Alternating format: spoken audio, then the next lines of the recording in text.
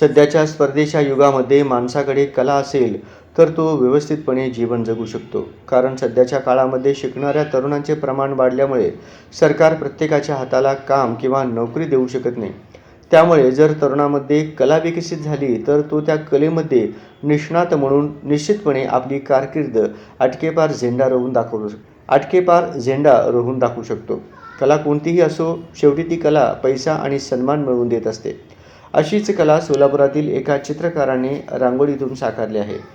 पाहूया या संदर्भातील खास रिपोर्ट. सोलापुरातील चित्रकार निखिल अंबादास तलकोकुल यांनी श्रीकृष्ण जन्माष्टमी निमित्त सोलापुरातील राधा दामोदर मंदिर येथे 6x4 फूट आकारात आकर्षक श्रीकृष्ण दामोदर प्रतिमा रांगोळीच्या साहाय्याने चित्र रेखाटले आहे.